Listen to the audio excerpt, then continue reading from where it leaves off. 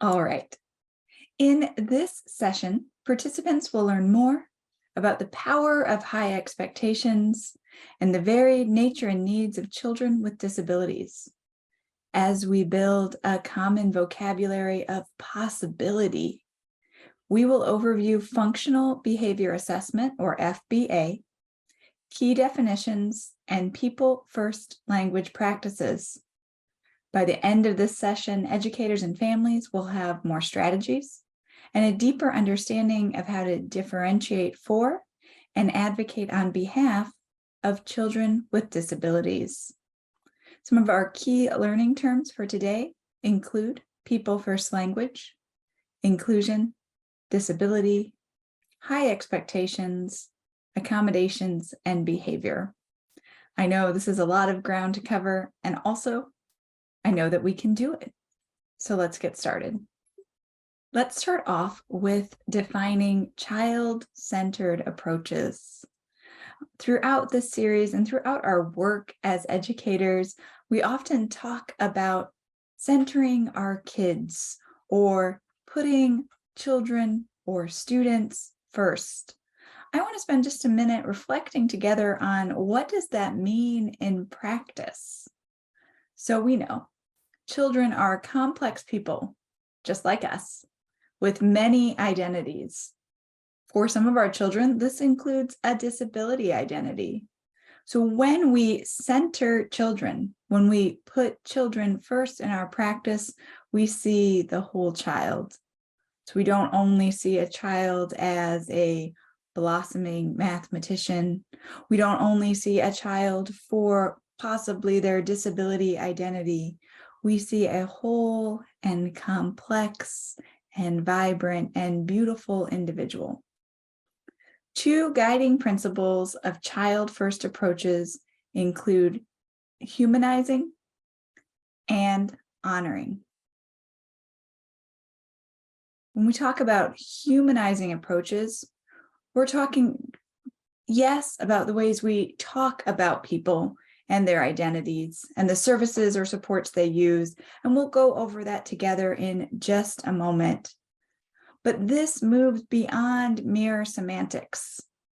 We're also talking about the ways we think about each other, the ways we care for children in our programs. If you'll remember in the introduction, I said we are building a common vocabulary of possibility. Humanizing includes all of this possibility. When we talk about honoring, this refers to honoring that children and their families offer the best guidance on what identities they want to be referred by. No one knows a child better than themselves, and no one else in a child's life can have that same important knowledge of a child than their families. As we talk about building inclusive programs in our schools and communities, we want to honor that wisdom that children and families bring to us. Much of this session is building on my book, When Your Child Learns Differently, and I'll even share an excerpt from it in just a little bit. In a moment, we're going to talk about child-first language, and this is informed by two other language traditions that you might come across in the literature. Those are people-first language and identity-first language. I like to create a hybrid of those two very important traditions, and I strive to do so through a lens of culturally responsive practices. So I know many of you are outstanding scholars in your own right and plan to do more research after the session. That's wonderful. These are a few things you might add to your notes to look up some more information on child first language, people first language, identity first language, and culturally responsive practices. We'll have some more key terms as well. When we talk about people first language, we strive to put the person before the disability. I'll give you some examples in just a moment. We know that children and adults are more and beyond their disability. There are some times when a disability may be foregrounded into a context, There's other times when it's simply less important. So with people first language, we always want to start with the child, with the person, with a personal identifier. Identity first language is a newer tradition in disability advocacy. And what identity first language has taught us is one, that disability isn't a bad word. And that often members of the disability community take, as they rightfully should, great pride in their diversity, whether that diversity is a neurodiversity, a physical diversity, a medical diversity. And so some members of the disability community have said, I want to lead with my disability identity first. And that resonates with who I identify to be.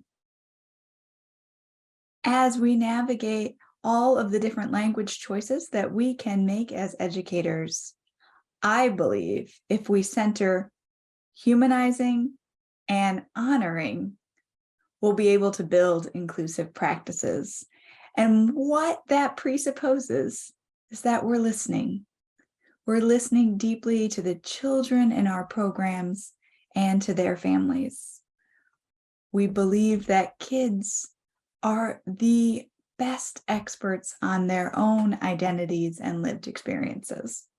Let's look at a few examples. So sometimes as a teacher, you need to talk about disability or challenges. What can you do in this case? First, you can put the personal or identity descriptor first. When in doubt, you can ask, are you talking about students, athletes, children? If so, people first perspectives have taught us to lead with that. So instead of saying a disabled student, we can say a student, a child, a person, a third grader with disabilities. Instead of leading with the specific disability, unless a child tells you that's their preference, we can talk about what a child has. And again, that child is a child or a student or a person or a third grader or an athlete or a musician first. So we might say a first grader who has Down syndrome. We might talk about a child who learns differently. Again, this comes from, this really kind of forms the basis for that book I referenced just a moment ago. We can talk about a student who has had a brain injury. As you look at this screen, you can see a commitment to humanize and to honor the children in our programs and in our care. And these language choices, I believe, have a direct effect on practice in our classrooms as well. What if you're talking about services? Many times our students receive services. This doesn't mean they are their services. Whenever possible, we want to explain how a student uses their services. We want to talk about accessibility, not limitation. Here's one tip. We can eradicate handicapped from our vocabulary altogether, and instead we can focus on accessibility. So wherever previously you may have used the term handicap, you can train yourself to replace that with accessibility. For example, an accessible school, an accessible classroom, an accessible playground, an accessible parking spot, an accessible bathroom. This puts the emphasis on access. We can talk about what a student uses and how.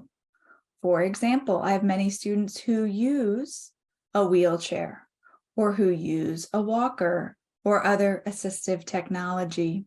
We want to be very careful that in talking about services or tools or technology, we don't use deficit-based language.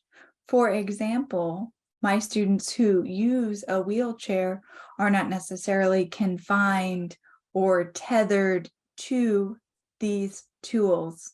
In fact, in many cases, these tools enable them to have far greater access in their schools and in their lives. Rather than talking about children who may be nonverbal, we can talk about how that child does communicate.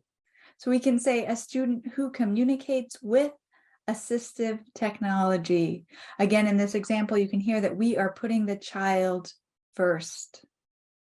I think it's very important to remember that students may receive special education services, but students are not special education students.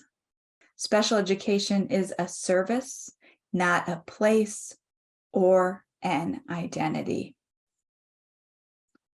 Sometimes you might not know how a child identifies, and sometimes you might be in a context where it's not appropriate to ask at that moment. If so, I would encourage you to remember to humanize, to honor, and to lead with people first language. If you are in a place where you can ask, because again, children are the best experts on their own identities and preferences, and no one knows a child in the way their family will. So I would encourage you to lean on those experts in your communities. The story is called Understanding Ashton's Outbursts. Ashton was 7 years old when he joined my class in the middle of the year. Early one morning, he and his mother and his 2 younger siblings appeared in my classroom. They assumed I was expecting them. However, no one had told me I was getting a new student, and I was surprised to see them there. Ashton looked up at me and I smiled at him. He flashed me a huge asymmetrical grin and took off, racing across the room. Almost immediately, he knocked off a large pile of papers sitting on my desk. "Don't worry," his mother told me before I could address the fallen papers. "We don't let him wear those steel-toed shoes anymore. Too many people got hurt. He's in these soft keds now, so everyone will be just fine."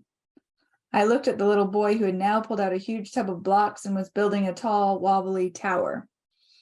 Steel-toed shoes. What does that even mean? I thought. Ashton's mother gathered up the 2 younger siblings and said, "Bye, Ash, listen to your teacher."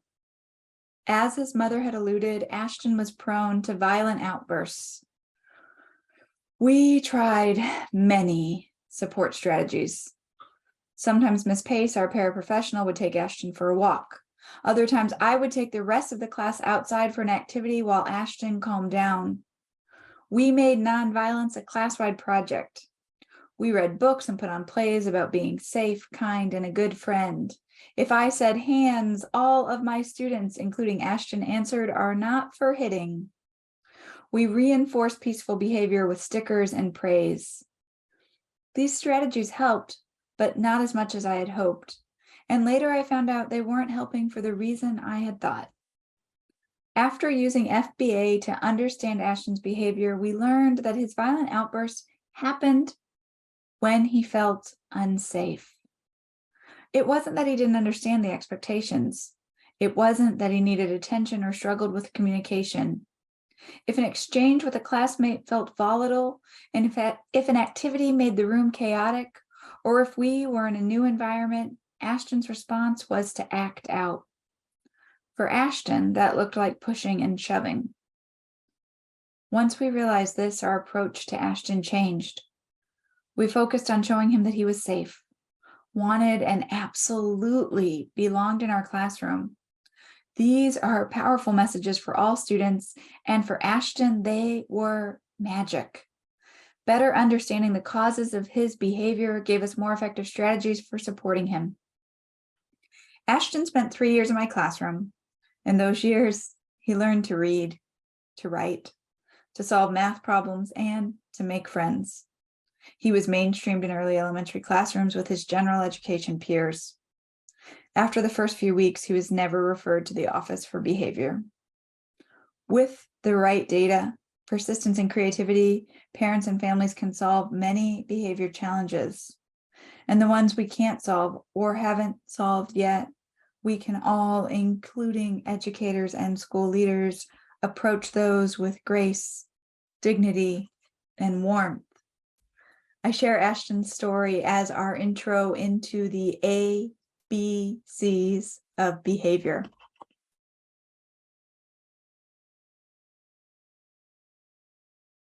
So we talk about understanding the functions of behavior. Let's have a little bit of background on what is behavior in the first place. So first, we know behavior is a form of communication. So one of the things that we're trying to do as educators is figure out, what is this young person trying to tell me with their behavior? Behaviors almost always happen for a reason. We might not agree with that reason. Oftentimes, we won't agree with that reason. In terms of classroom management and student support, whether we agree or disagree with the reason doesn't do nearly as much good as identifying that reason, and remember, humanizing and honoring that whatever it may be, that reason matters to our children. In order to understand behavior, we have to pay attention to causes, context, and consequences of each behavior incident. We have to get really specific. We have to notice on a deep level. Many of our students have complex behaviors, and so this is hard. With students with complex behaviors, my advice and my experience has been I experience greater success if I focus on one behavior at a time. You can't tackle 5 things all at once, particularly with a 7-year-old. But you can tackle one at a time and celebrate successes along the way. Here's some information about how to do just that.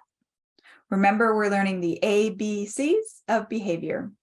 A stands for antecedent. As we are charting the ABCs of behavior, so if you're working with a child with complex behaviors and you're trying to figure out, what is the student telling me with these behaviors?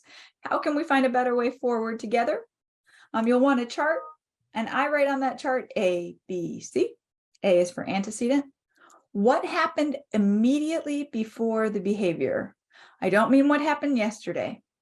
Unless it's immediately when they arrived at school, I don't even mean what happened at home that morning necessarily. I mean, what happened immediately before the behavior? Did the teacher say, it's time to put your papers away?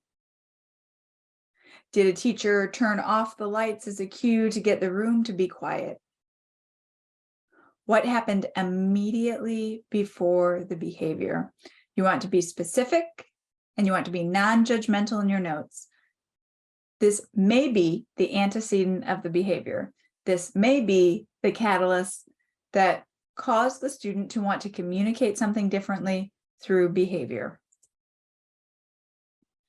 The B is, what is the behavior? You want to be specific and factual.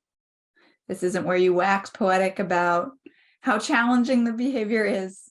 This is where you write with great specificity, what was the behavior? Did the student knock down their stack of books? Did the student run to the light switch and flick it on and off and on and off and on and off? Did the student charge out of the room?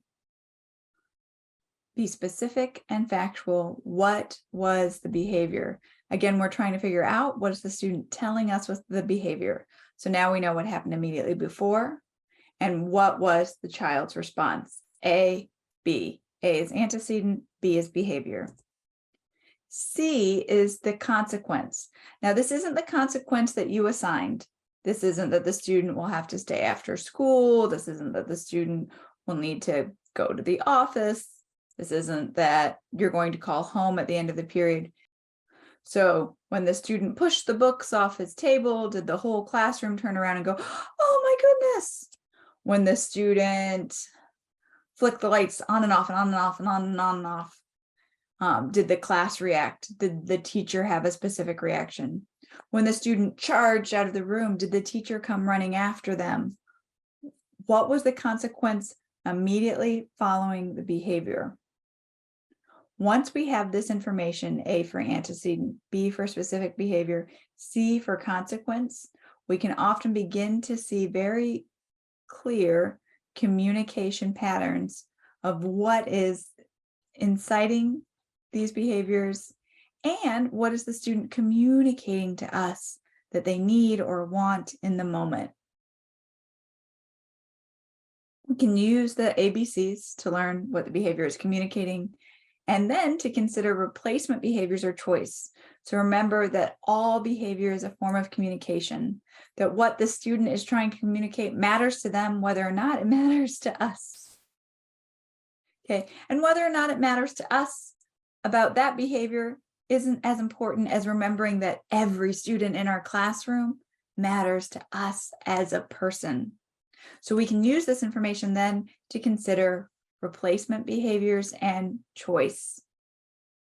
Okay, if a student is seeking connection with their classmates or connection with their teachers, which may be happening when they display these behaviors, we can come up with more positive ways for them to get that great connection with teachers or with students.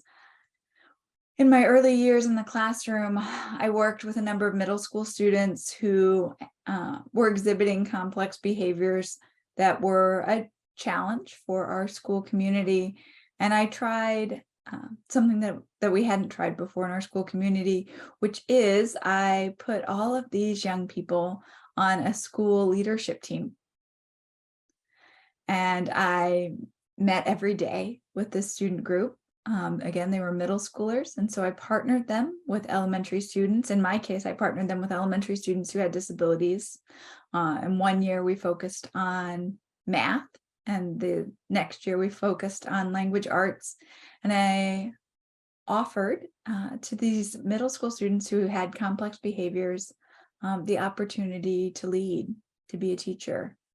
I partnered them meaningfully with younger students and said, we are counting on you to help Charlie or Sonia learn her multiplication facts.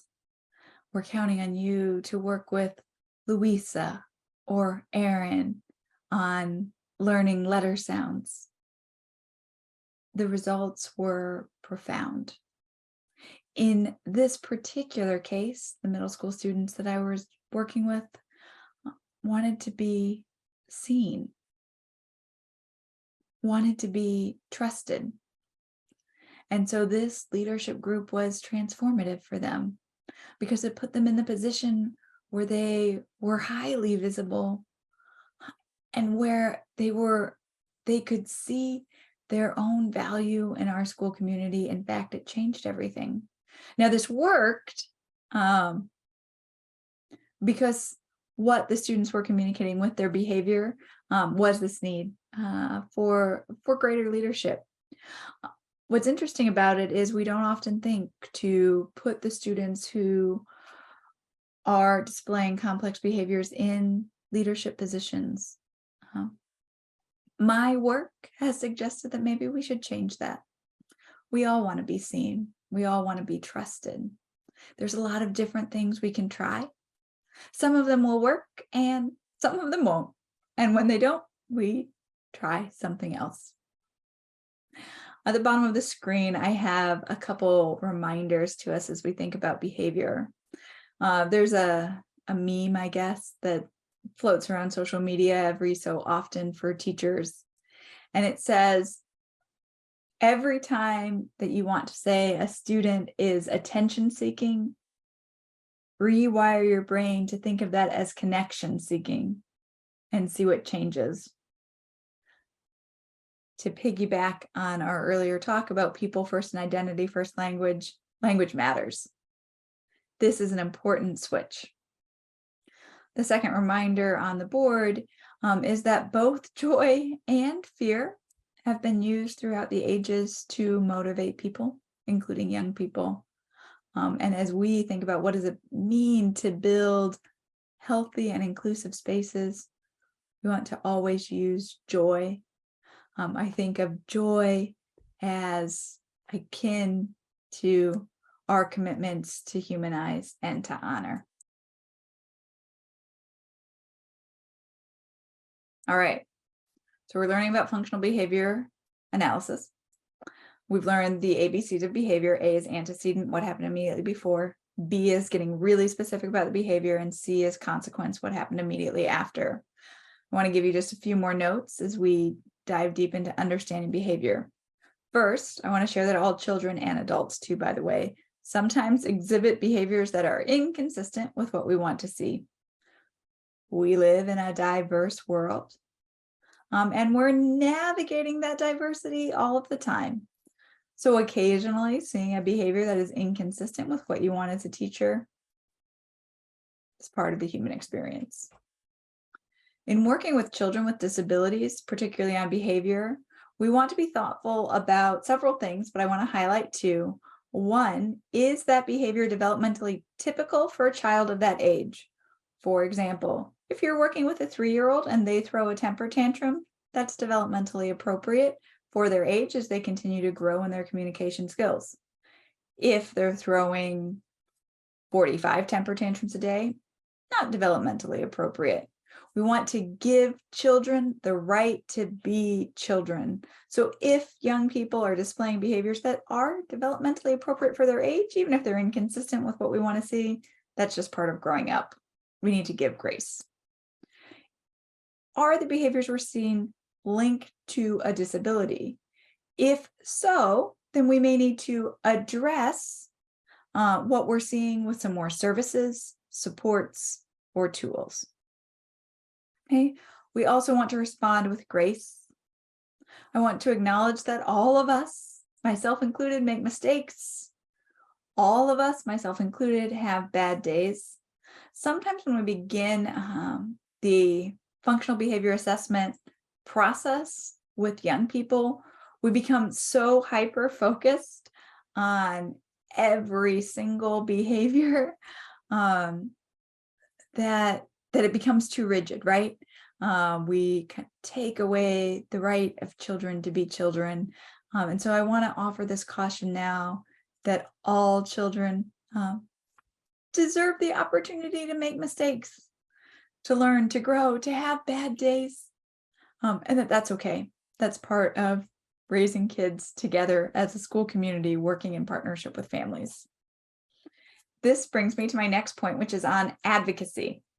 So what does advocacy mean? Advocacy means supporting, defending, or speaking for a person, group, or cause. As we've been focused this week on disability, I want to acknowledge that disability and or learning differences may make the need for advocacy more pronounced, particularly as we're thinking about access and inclusion. Okay, across the globe, we have work to do on what access and inclusion means for children with disabilities, and advocacy is one of the ways that we get there. Teachers, school leaders, families, and children themselves can be powerful advocates for advancing access and inclusion. We talked at the beginning of today's session that disability is only one part of a child's identity. There are other reasons you may need to step in and advocate on a child's behalf. These may have to do with mental, physical, social health. These may have to do with other things happening in the school or local community. So disability isn't the only reason we have to advocate.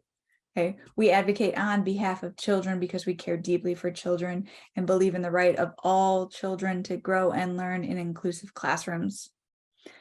Advocacy, particularly as our children get older, into middle school and into high school, is often this dance between knowing when to intervene and when to let the young person lead. In just a moment, we're going to talk about self-advocacy, which is when the young person leads.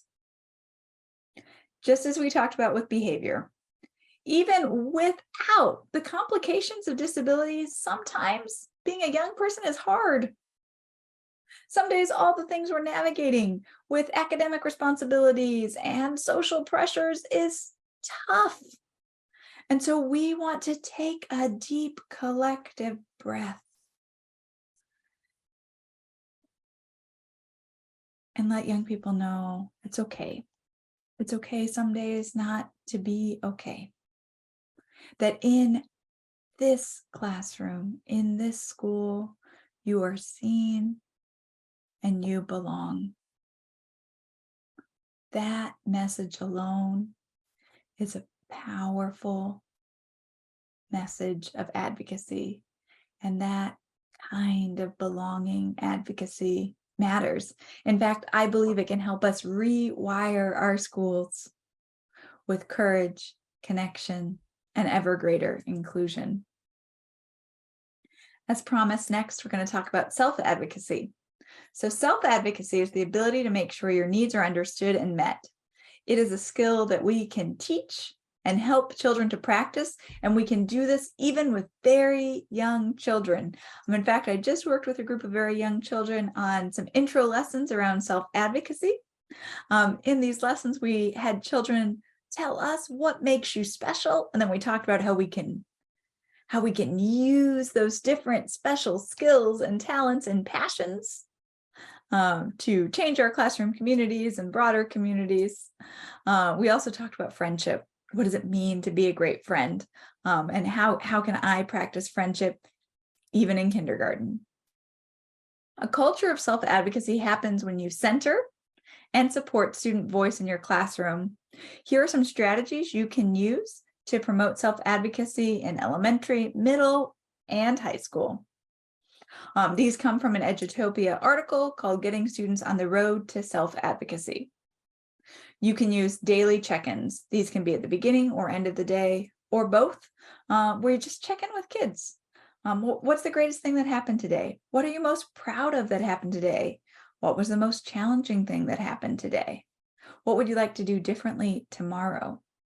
All of these kinds of questions give children ownership over what's happening in their lives. All of these kinds of check-ins say to young people, your voice matters, your experiences matter, and you have answers to guide your way forward. You can use reflection sheets. Personally, I love to reflect through writing. I find I can say what I want to say even more clearly if I'm writing rather than put on the spot to answer verbally. So you can use reflection sheets. I've also used reflective journals with students. And with reflective journals, sometimes I'll have students just, reflect on their own, and the journal is a conversation between them and the paper. And then we always have a cue for if a student would like to share that reflection with me, they can leave their journal on my desk. And I know that means I need to pay attention to this one. And the student and I can continue either talking or writing about it. Sometimes we'll write notes back and forth about what's going on. To help particularly younger students or students who may be learning in a language that is not their home language, you can use sentence stems. The thing I'm most proud of today is ... Or starters, you can offer word banks. I do a lot of work with students on emotional vocabulary. So you can offer 10 different words that mean different kinds of happy. You can ask students to comment on which kind of happy did they experience today. And then you can have student-led discussions. You can circle up your desks or chairs, and you can have students lead appreciations. Who or what is something I appreciate from today? The teacher can step back on this and let the students lead the way.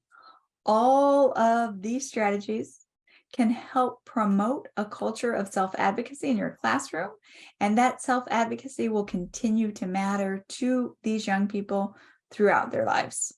It's a transformative skill to teach.